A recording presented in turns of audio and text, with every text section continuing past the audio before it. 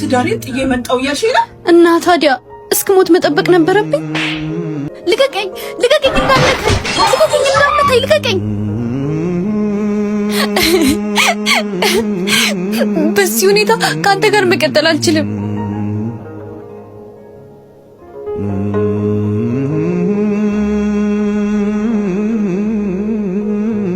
ትሰሚያለሽ? ቤተሰቦችሽም እኔ እንደማኖራቸው አትርሺ።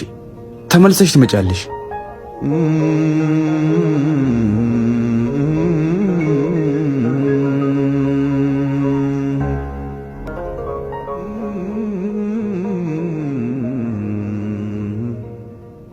ምንድነው? ከዛ መከራና ስቃይ በኋላ አሁን ነፃ ወጥቻለሁ። ባሌን ጥዬው መጥቻለሁ። ምንድነው ያልሽው? ትዳሬን ጥዬ መጣሁ እያልሽ ነው? እና ታዲያ እስክሞት መጠበቅ ነበረብኝ?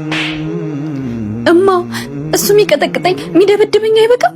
ይኸው እስኪ ፊቴን። አፍሽን ዝግ። ቆይ ትዳር አይደል እንዴ ያልሽ? ባሌ ነካኝ ብለሽ ጓዝሽን ጠቅልለሽ እናትሽ ቤት ትመጫለሽ? ማን ያውቃል? ይህኔ እኮ ነገረኛዋ እሷ ትሆናለች። ደግሞ እየተጎተተች ትመጣለች እንዴ? ቆይ እዛ ቤት ደልቶ የምኖር ነው የሚመስላችሁ? ያ ቤት ማለት እኮ ለኔ ምድር ሲኦል ነው። እና እኛስ ደልቶን የምንኖር ነው እንደሚመስልሽ? ለነገሩ ያ ቤተሰቦችሽ እንዳያልፍልን አይደለ ያን ሁሉ ሀብት ተሽ የመጣሽው? ቆይ አንዳችሁ እንኳን እንዴት ልትረዱኝ አትሞክሩም? እሱ እኮ ካገባኝ ጊዜ ጀምሮ እንደሚስት አይቶኝ አያውቅም።